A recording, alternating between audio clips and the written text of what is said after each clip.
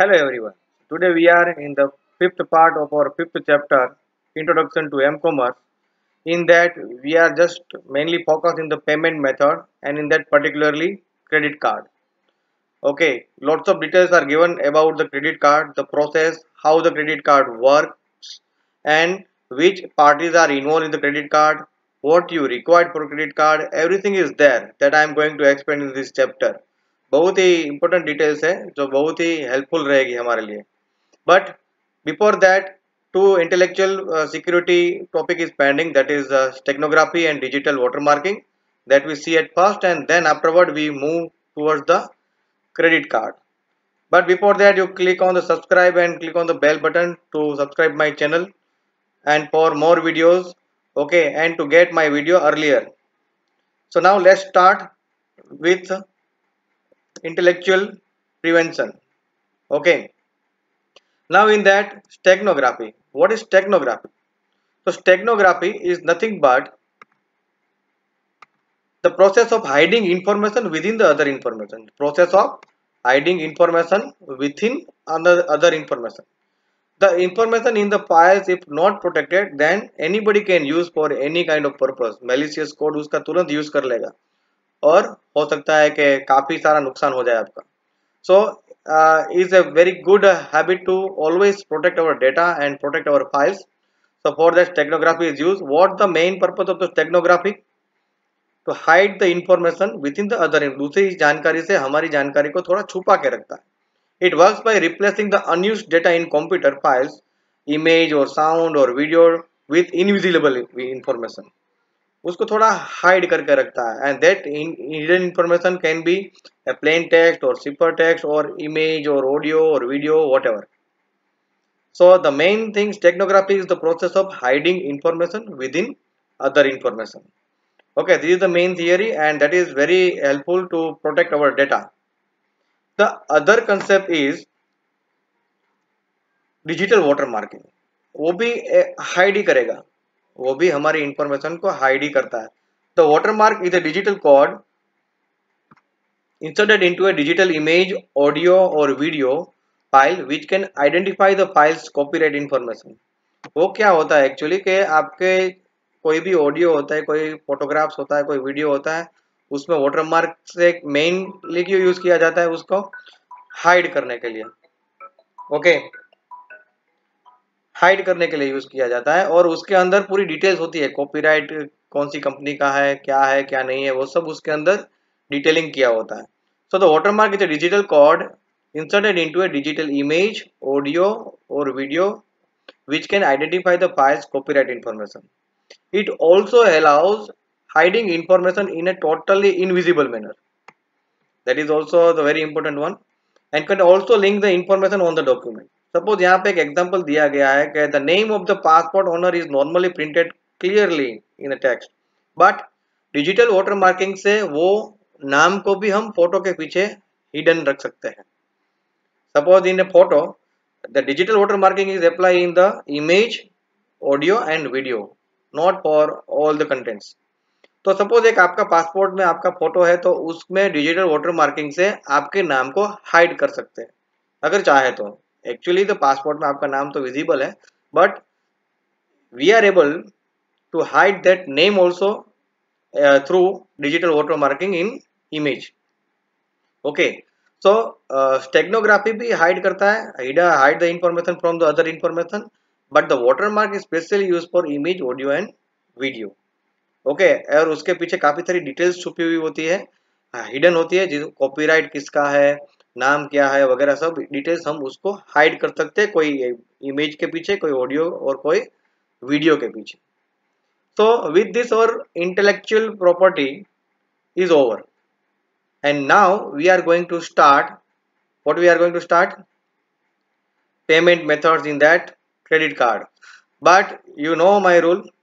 After seeing this video properly once, twice or thrice, give a self task and the self test, and the link of the self test is given in the description part of this video in YouTube. So self test देना नहीं भूलना है. Only 5 questions to check your knowledge about today's video. Okay, now moving ahead. So now we start with the payment system, the cards, payment cards. Payment card में आज हम लेंगे credit card. हमारा particular topic आज का रहेगा वो है credit card. The payment cards can be classified as credit card, debit card and the smart card. हम सबकी डिटेलिंग करेंगे but today we are going to focus only credit cards. Debit card, smart card, net banking, बहुत सारी और भी procedure है जिससे हम पेमेंट कर सकते हैं. That all we learn one by one. Okay, now let's start with the credit card. Before starting the details of the credit card, we need to learn some concept. But commerce students knows very well. But I think for science student is the first time whatever I am telling now. So very first thing that we want to know, that is issuing bank. What is issuing bank? First I explain and then I show the contents. Issuing bank means the bank that provides a credit card to the customer. यानी कि हम जैसे लोगों को जो bank हमको credit card provide करती है हमारे ट्रांजैक्शन के हिसाब से with some particular amount limit, okay, उसको इश्यूइंग बैंक कहते हैं. Who issues the credit card to us? Issuing bank. Okay, so the issuing bank provides the credit card of the financial institutions which are established and reputed in the service or credit card business. ऐसा जरूरी नहीं कि businessman को ही मिले. We all are able to get the credit card. हमारा जो transaction, money transaction होता है, सेविंग अकाउंट की जो डिटेल और ट्रांजैक्शंस होते हैं उसके हिसाब से बैंक डिसाइड करती है कि किसको क्रेडिट कार्ड सर्विस प्रोवाइड कर सकते हैं with some particular limit. Okay, so again I repeat, the bank provides the credit card to all the customers, all the persons, that is called an issuing bank. Okay, now the second concept is the acquiring bank. वो कौन है? Acquiring bank is for businessman, यानी कि जो product cell कर रहा है, हम तो सब परचेस करने वाले हैं, ठीक है. और जो बिजनेसमैन होता है उसको कॉमर्शियल लैंग्वेज में मर्चेंट कहते हैं. What we call that commerce students knows very well, I think better than me, because is commerce field students. उसको कॉमर्स सब्जेक्ट भी आता है पूरा अलग से, उसमें भी ये सब चीजें शायद आ चुकी होगी. But then again I repeat it everything, maybe I give some new knowledge to you. तो एक्वायरिंग बैंक किसके लिए है? बिजनेसमैन, यानी कि जो बिजनेस कर रहा है, जिससे पास से हम प्रोडक्ट परचेस करेंगे, जिसको हम पे करेंगे, उसको हम कहते हैं मर्चेंट. तो merchant also need to open an account in one particular bank and that is called inquiring bank. यानी कि बिजनेसमैन अपना एक स्पेशल अकाउंट ओपन करना पड़ेगा, ठीक है. उस वो जो बैंक में ओपन करेगा उसको कहते हैं acquiring bank. Okay, the merchant needs to open a merchant account with the bank known as acquiring bank which provide the service of online authorization and payment processing. ये एक्वायरिंग बैंक का काम है. उसका काम क्या है? Online authorization and payment process पूरी वो हैंडल करता है. Okay, and what is the job of issuing bank transaction के अंदर? वो भी हम आगे सीखेंगे, इसमें यही है, इसी में आगे आएगा कि what is the role of issuing bank, what is the role of acquiring bank, what is the role of payment gateway, what is the role of processor.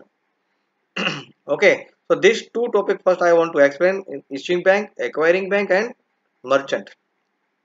Okay, now going ahead, the next one is authorization. एक और topic है authorization, that you know is the process of verifying whether the card is active. Okay, the credit limits are available or not. Okay, क्योंकि card, पहले तो card number valid है कि नहीं है. दूसरा, there is a bank duty to check the credit limit is there or not. यानी कि हर एक लोगों को क्रेडिट कार्ड मिलता है विद सम पर्टिकुलर लिमिट. आप अनलिमिटेड ट्रांजैक्शंस नहीं कर सकते, लाखों करोड़ों का ट्रांजैक्शंस नहीं कर सकते. With some limit only you get the credit card. So suppose with and that limit is considered in a month. एक मंथ की जो लिमिट होती है, if you that limit is over, then you are not able to use your credit card to purchase anything or to pay anything. तो limit भी check किया जाता है, दैट इज कॉल्ड ऑथोराइजेशन. वो एक प्रोसेस है जो ये सब चेक करेगा. Authorization is the process of verifying the card is active or not, the limit is available or not. Okay, so that word also is very required to understand it. Now the next thing is, in this transaction 4 parties are involved. 4 अलग अलग party involve है. एक तो हम जैसे customer with a credit card.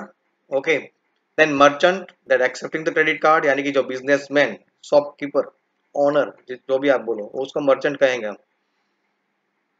Suppose when I visit in any particular mall, after purchasing all the products, then I give my credit card to whom? The shopkeeper. उसको हम merchant कहेंगे। Issuing bank that I already explained and acquiring bank, ये चार लोग involve है, naturally है। Once the customer, second one the businessman, shopkeeper you can say, issuing bank जो credit card हमको देगा क्योंकि आगे के ट्रांजेक्शन उसी को करने हैं, एक्वायरिंग बैंक जो पूरा चेक करेगा और मर्चेंट के अकाउंट में मनी क्रेडिट करेगा। Okay, issuing bank issues the credit card and the guarantees the payment to the merchant. Issuing bank का काम क्या है कि भाई मैंने तो क्रेडिट कार्ड यूज कर लिया, तो वो चेक करेगा, क्या चेक करेगा कि जिस कस्टमर का क्रेडिट कार्ड है उस वैलिड है, वैलिडिटी उसकी है कि नहीं है, बैलेंस है कि नहीं है, मतलब लिमिट है कि नहीं है, इसलिए वो गारंटी देता है। If anything is not proper then is immediately reject the payment.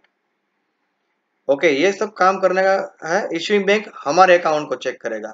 And what the job of acquiring bank? It check the account of merchant account. Okay, financial institute that establish the account with the merchant validates the credit card information of the customer and authorize it is sell based on the customer credit limit। यानी कि जो मैंने कहा वही acquiring bank cheque करेगा merchant के account. Okay, now next point that we check in this, along with that for two more entities are there that involve in the credit card process। one is payment gateway and another one is the processor। ये online transaction है। अगर मैं कोई website से payment कर रहा हूँ then only there is a use of payment gateway and processor. Otherwise मैं क्रेडिट कार्ड डायरेक्ट स्क्रैच कर रहा हूँ then there is no use of payment gateway and processor, वो तो डायरेक्ट बैंक के साथ अटैच किया होता है। ठीक है, so payment gateway and processor both are used when you are given your credit card number for online payment instead of scratch the card। so what is payment gateways? you all aware about the PayPal, Google Pay, वो सब payment gateways है। PayPal बोलो या Google पे बोलो या Paytm बोलो। Okay, और दूसरे और भी secured, highly secured payment gateways है जिसकी मदद से पेमेंट सिस्टम जो है वो सिक्योर्ड रहती है और स्मूथली रहती है। तो payment gateways are service provided by the third parties like PayPal, Google Pay, Paytm, whatever, which connects network of all the parties involved and enables to perform authorization and payment in secured manner। जो मैंने आपको कहा, this is the main job of payment gateway, to pay the money securely with proper authorization। and what is the processor? Processors are data center which perform the credit card transactions and settle funds to the merchant। Credit card के पूरे transaction को perform कौन करेगा? Processor करेगा, और एक fund का final settlement करेगा मर्चेंट के साथ। Processors are connected to the e commerce website of the merchant through the payment gateway. यानी कि पेमेंट गेटवे और प्रोसेसर दोनों का काम साथ में होता है। Payment gateway send the data to the processor and after completion of the process again processor send it back to the payment gateway for the finalization. Okay, so this are the steps. ये background में होता है, आपको नहीं दिखेगा, मगर आपको समझना जरूरी है कि इसके पीछे कौन कौन है, किस तरह से वो वर्क कर रहा है। It's very interesting topic. Okay, then afterward the world credit card system. Okay, the online payment through credit card on internet is divided into two parts. It divided into two parts.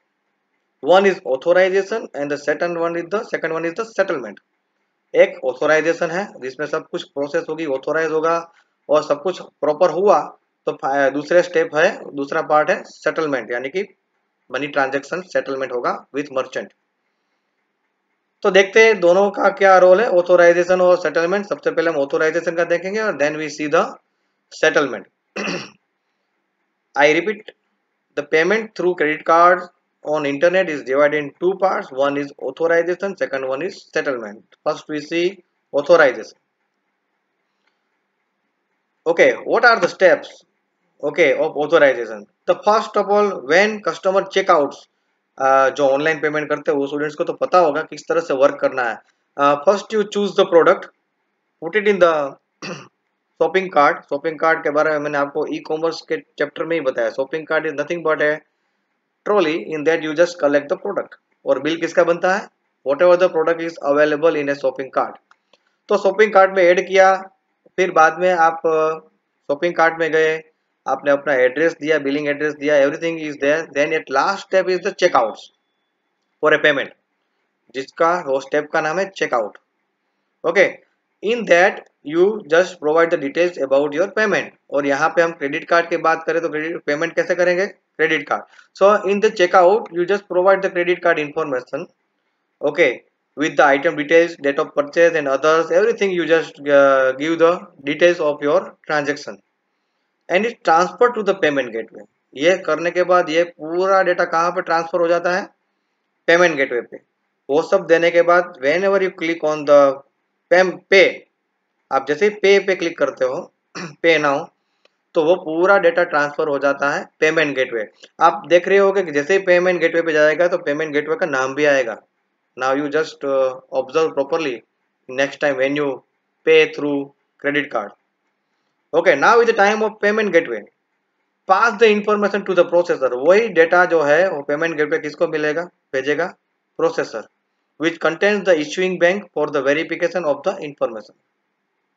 वो किसके साथ contact करेगा? Issuing bank के साथ contact करेगा कि ये credit card जिस बैंक से दिया गया हुआ है उस बैंक के साथ कांटेक्ट करेगा। This is the duty of the processor. यानी कि एक्चुअली में अगर मैं बोलूँ तो पेमेंट गेटवे एंड प्रोसेसर दोनों साथ में काम करते हैं, दोनों साथ में ही होते हैं। जिस कंपनी का पेमेंट गेटवे है उसी कंपनी का प्रोसेसर होता है। यानी कि पेपल है तो PayPal is a payment gateway plus processor. Is the duty of the payment gateway to communicate with issuing bank and acquiring bank all. पूरा स्मूथली ट्रांजेक्शन जाएगा सिक्योर्ड मैनर में। तो payment gateway passes the information to the processor which contacts with the issuing bank for the verification of information के credit card जो दिया गया है यहाँ पे वो नंबर वैलिड है कि नहीं है, उसके पास लिमिट है कि नहीं है, वो सब चेक करने के लिए उसके साथ कांटेक्ट करेगा processor. After verification issuing bank send the status of verification, okay, accepted और रिजेक्टेड, यानी कि एवरीथिंग इज प्रॉपर और नॉट। क्योंकि इश्यूइंग बैंक को पूछा गया है, चेक करने के लिए कहा गया है कि verified this detail. So after that is a job of the issuing bank to give the answer to the processor और पेमेंट गेटवे। तो पूरा चेक करने में थोड़ी सी प्रोसेस लगती है। आप जब भी पेमेंट करते हो ध्यान से देखना, इट टेक सम टाइम। वो टाइम में सब कुछ चेक किया जाता है फटाफट। जिसकी इंटरनेट की स्पीड है वो सब स्पीड में होता है काम। तो you just check throughout the world, throughout the country, कहीं से भी कहीं पर भी आप पेमेंट कर सकते हो। और इतना फास्ट ट्रांजेक्शन होता है कि कोई भी बैंक दो बैंक के साथ वो कम्युनिकेट करता है, issuing bank and acquiring bank, within a minute सब कुछ हो जाता है आपका। तो really hats off to all this kind of work, online transaction. Okay, so after verification issuing bank sends the status verification to the processor, return passes to the again payment gateway के पास वो data पहुंच जाता है कि सब कुछ ठीक है। And then finally payment gateway send the result of the transaction to the merchant website. तो भाई सब कुछ ठीक है, आप आपको आगे बढ़ सकते हैं। If the merchant accept the transaction then the next step is the settlement. Okay, the payment gateway finish their duty, finish their job to check the issuing bank. जिसने ये पैसे पे किए उसकी सब डिटेल चेक कर लिए, उसके पास पैसे भी है, लिमिट भी है, वैलिड भी है। Now it depends on the businessman, यानी कि जिसको हम पे करें, ठीक है, उसके ऊपर डिपेंड करता है कि वो एक्सेप्ट कर रहा है कि नहीं कर रहा है। वो अगर एक्सेप्ट कर रहा है तो नेक्स्ट स्टेप होगा एक्वायरिंग बैंक का और सेटलमेंट करना है उसमें हमको। एक्वायरिंग बैंक का काम सेटलमेंट में आएगा। Okay, so this 4 points are comes under the authorization. क्या आया? कस्टमर चेकआउट के टाइम पे क्रेडिट कार्ड के डिटेल्स देगा, वो डिटेल किसके पास जाएगी? पेमेंट गेटवे, पेमेंट गेटवे उसको पास करेगा प्रोसेसर, प्रोसेसर इश्यूइंग बैंक को भेजेगा और पूछेगा कि वेरीफाई करो ये सब क्रेडिट कार्ड की डिटेल क्या है, सही है गलत है जो भी है। After that issuing bank gives a reply to the processor and processor send back the reply to the payment gateway. Payment gateway जो भी रिजल्ट आता है वो मर्चेंट को देता है। अगर मर्चेंट एक्सेप्ट करेगा तो दूसरा पार्ट एक्टिवेट होगा, वो है सेटलमेंट का। तो let we see the settlement. During the settlement, okay, 3 steps are there। Now एक issuing bank job is over, हमारा काम खत्म हो गया, हमारी तरफ से हम क्लियर है, जो ऑलरेडी क्लियरली क्लीन चिट दे दी है। अभी मर्चेंट साइड जो भी प्रोसेस होगी वो होगी सेटलमेंट में। Merchant send the transaction request with all the details to the payment gateway. अगर मर्चेंट एक्सेप्ट करता है तो जो भी है वो पूरे ट्रांजेक्शन की डिटेल्स वापस किसको भेजेगा, payment gateway, which sends to the processor. Payment gateway का काम करने के लिए कौन रखा है, किसको रखा है, प्रोसेसर को रखा है। Processor send the payment details to the issuing bank of the customer. It also send the payment detail to the acquiring bank where the merchant has an account. दोनों बैंक के साथ फाइनल कम्युनिकेशन हो रहा है यहाँ पे। And finally the acquiring bank credits the amount to the merchant account, यानी कि मर्चेंट के अकाउंट पे पैसा आ जाएगा। And the issuing bank, after including all the charges, send the bill to the customer। आपको क्रेडिट कार्ड के बारे में शायद पता होना चाहिए कि क्रेडिट कार्ड से पेमेंट करने के बाद जब हम पेमेंट करते हैं तब कुछ नहीं देना है, ना हमारे अकाउंट में से कुछ जाएगा, और ठीक है, मगर आएगा बिल उसको 1 महीने के बाद। ठीक है, बैंक टेम्पररी अपने पॉकेट में से, आप बोल सकते हो अपने अकाउंट में से पैसे आपको देता है क्रेडिट में, और ये सभी प्रोसेस खत्म होने के बाद जो पेमेंट चार्जेस है वो भी अप्लाई करके आपको बिल देगा, आपको ईमेल करेगा और आपको एसएमएस भी आएगा। That bill you pay within a deadline date. वो आपको पर्टिकुलर ड्यू डेट के पहले वो बिल आपको इश्यूइंग बैंक में पे करना है, वरना ब्लॉक हो जाएगा कार्ड आपका। ओके, जो बिलिंग पीरियड यहाँ पे लिखा है ना, बिलिंग पीरियड के अंदर आपको वो पे करना है, तो पे तो करना ही करना है। और क्रेडिट कार्ड का थोड़ा बहुत चार्जेस भी होता है उसका थ्रू, आप अगर पेमेंट करते हो तो ऐसा नहीं है। इन शॉर्ट अगर मैं बोलूँ, क्रेडिट कार्ड मतलब उधारी पे आप कुछ ले रहे हो, और कुछ नहीं है, आप उधार पे ले रहे हो। उधार किससे लिया आपने, बैंक से लिया। But the main benefit is no need to carry the large amount with you. आपको ज्यादा कैश अमाउंट लेने की जरूरत नहीं, एक साथ अपने पास रखने की जरूरत नहीं है। और कभी कभी ऑन द स्पॉट पैसा ना होने के बावजूद आप कोई पर्टिकुलर पेमेंट करना है तो कर सकते हैं। And nowadays most of bank provide the credit card the free of charge, and lots of benefits are there, because अगर हम ऑनलाइन वेबसाइट की बात करें तो फ्लिपकार्ट अमेजोन में क्रेडिट कार्ड के ऊपर काफी सारा डिस्काउंट मिलता है। यू गेट सम पॉइंट्स, वो पॉइंट्स कलेक्ट करने पर भी आपको रिवॉर्ड्स मिलते हैं, रिवॉर्ड्स जिसको हम कहते हैं। वो रिवॉर्ड्स का यूज भी आप एज ए कैश दूसरे जगह पे कर सकते हैं। So lots of benefits are there nowadays. पहले नहीं हुआ करते थे, अभी तो बहुत बेनिफिट बढ़ गए because digital payment is increase nowadays. Okay, so students, I explain everything the detailing कि कौन कौन इसमें इन्वॉल्व है, कितने पार्ट्स है क्रेडिट कार्ड के, ऑथोराइजेशन और सेटलमेंट। ऑथोराइजेशन में क्या 4 स्टेप है, सेटलमेंट के कौन से 3 स्टेप है। ओके, ये एक प्रोसेस पूरी है जिससे ऑनलाइन पेमेंट आपका सिक्योर्ड प्रॉपर ट्रांजेक्शन पे स्मूथली होता है। ठीक है, तो major credit card companies use the secure electronic transfer, SET जिसको कहते हैं, SET secure electronic transfer security system to make online transaction more secure. Okay, so these are the process. Now we see the advantage and the limitations of the payment system. That means credit card only. Today I am just going to explain credit card. Now first we see the advantages.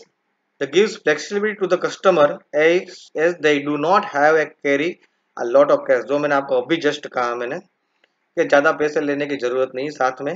Without any single cash money, if you have a card, then you are able to pay lots of money according to the limit decided by the bank. Okay, online offline दोनों कर सकते हो. Offline means what, to scratch the card, and online means by giving the credit card number and all. Okay, second advantage is the keeps record of the customers purchase through the bank statement, because banks gives the statement पर usage of credit card और per month, दोनों type का statement आपको मिलता रहता है. इनमें से बहुत सारे स्टूडेंट ऐसे भी है जो क्रेडिट कार्ड का काफी टाइम से यूज कर रहे हैं. May be you just asked your parents, ठीक है, काफी टाइम से यूज करे तो उसको तो पता है कि एक स्टेटमेंट भी आता रहता है, मिनी स्टेटमेंट मिलता रहता है कि आपने कब कौन सी डेट पे कहाँ आपने पे किया, कहाँ यूज किया. ओके, तो you just keep record of all the purchase through the bank statement. And the last one is the allows customers to purchase goods even when they do not have a single cash amount in a bank account. Bank account यानी कि हमारा saving account जो होता है उसका, they can settle the cash by the end of the month. जो deadline मैंने कहा ना, उससे पहले आपको बैंक को परचेस पेमेंट करना है. मेरे पास अभी 1 रुपया भी नहीं है suppose, not a single money I have right now, but within a month that I need to settle with the bank. कहीं से भी एडजस्टमेंट करके बैंक को वापस पे करना है विद इन अ मंथ, वरना उसका फाइन लगता रहेगा और धीरे धीरे ब्लॉक भी हो जाएगा. Now we see the limitations. They are unsuitable for very small और वेरी लार्ज पेमेंट. 100-200 रुपए के लिए भी क्रेडिट कार्ड अच्छा नहीं है. And for a very large amount bank is not allowed to use that much money, क्योंकि उसकी लिमिट होती है. क्योंकि अल्टीमेटली बैंक उधारी पे दे रहा है. कल जाके आप अगर आप वापस रीपेमेंट नहीं करोगे तो बैंक को ही ज़्यादा प्रॉब्लम हो जाएगा. तो एक लिमिट में आपके सेविंग अकाउंट के ट्रांजेक्शन को ध्यान में रख के ही लिमिट डिसाइड की होती है. ओके, तो इतनी भी ज़्यादा अमाउंट आपको क्रेडिट नहीं देगा कि बैंक को ही प्रॉब्लम हो जाए. Also due to the security issues this card have a limit and can not be use for excessively large transaction. बहुत सारे बड़े ट्रांजेक्शन में, यानी कि ज़्यादा लाखों करोड़ों के बिजनेस में पेमेंट में क्रेडिट कार्ड का यूज़ नहीं होगा. वो अलाउड ही नहीं है actually. One is the security reason and another one is the bank problem, क्योंकि उसको भी रिस्क बढ़ जाता है बैंक का भी. Then the customer tend to overspend using credit cards. Overspend using credit card, कभी कभी ये भी प्रॉब्लम है. And the last one is problems arise in case a lost or stolen of credit card. अगर credit card खो गया या टूट गया, then again some kind of problem is there. आप क्रेडिट कार्ड के भरोसे निकले, पैसे है नहीं, और क्रेडिट कार्ड खो गया, then again is a difficult. Okay, and one suggestion: when you lost any credit card, then you immediately block it in your bank. तुरंत ब्लॉक कर दो. अगर किसी और के हाथ में आ जाता है तो there is a chance of misuse of your credit card. So whenever any debit card or credit card you lost, then if your first step is to block your card. आपको नया कार्ड मिल जाएगा bank की तरफ से, मगर उसके लिए भी हेल्पलाइन सर्विस है कस्टमर केयर में, फ्री कस्टमर केयर हेल्पलाइन, जिस पे कॉल करके आप तुरंत अपना क्रेडिट कार्ड ब्लॉक कर सकते हो, और जिसका नंबर आपके मोबाइल में सेव होना चाहिए, क्योंकि कभी भी कोई मुसीबत पूछ के नहीं आती. ओके, ये मैं extra knowledge, just my suggestion, my personal experience. Okay, तो हमारे पास वो नंबर्स होने चाहिए जिससे हम इमरजेंसी में कभी भी कोई भी कार्ड को ब्लॉक कर सकते हैं अगर ऐसी सिचुएशन कोई आए तो. Okay, students, so I give you the full detail about the credit card, how it works.